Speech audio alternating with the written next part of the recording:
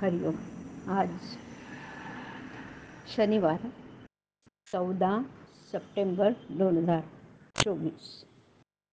सद्गुरू ब्रह्मचैतन्य कुंडलेकर महाराज यांच्या प्रवचनाचा आजचा हा भाग.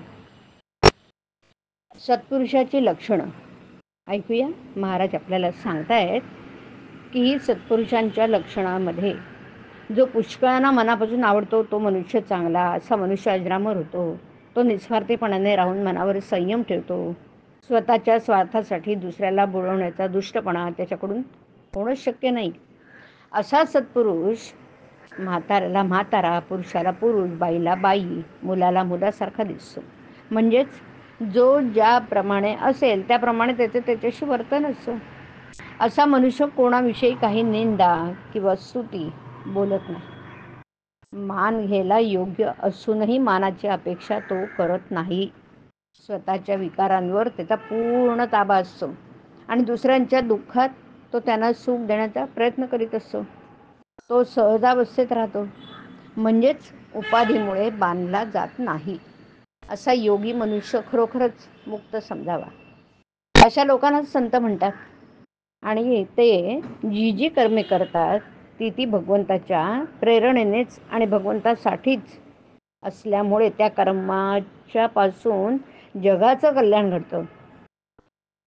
संतांच्या प्रत्येक कर्मामध्ये तुम्हाला प्रेम, दया, परोपकार, निस्वार्थीपणा आणि भगवंताची निष्ठा याच गोष्टी आढळून येतील. अंतरंग ओळखायला स्वतःपासून सुरुवात करावी. माझं चुकतं कुठे हे पाहू. दुःख भोगण्याची मला पाळी आली म्हणजे मार्ग चुकला म्हणावे. ज्याला सुख दुःख बाधत नाही तोच खरा समाधानी. मी रोज नामस्मरण करतो, 4 वर्ष माझे भजन नाही चुकलं असे आपण म्हणतो, पण मी हे सर्व करतो अशी सारखी आठवण ठेवली तर काय उपयोग. मी मेहनत घेतो पण थोडक्यानं नाचतं, ते या अभिमानाने. जोपर्यंत अभिमान सोडून भगवंताचं स्मरण मी करत नाही तोपर्यंत ते स्मरण कसं म्हणावं. भगवंताशिवाय इतर जाणीव ठेवून मी त्याच्याशी अनन्यपणे वागतो असं कसं म्हणता येईल. मी तुम्हाला खरंच सांगतो, तुम्ही रामाकडे कर्तेपण द्या, त्याच्या इच्छेने वागा. तुमची देहबुद्धी नष्ट झाल्याशिवाय राहणार नाही. खुणेने जावे, संतांनी सांगितलेल्या मार्गाने जावे म्हणजे मार्ग सापडतो. खरी तळमळ लागली म्हणजे मार्ग दिसतो आणि खरी कळकळ असली म्हणजे त्यात प्रेम निर्माण होतं. भगवंताने माझी आपत्ती दूर करावी हे म्हणणं वेडेपणाचंच आहे.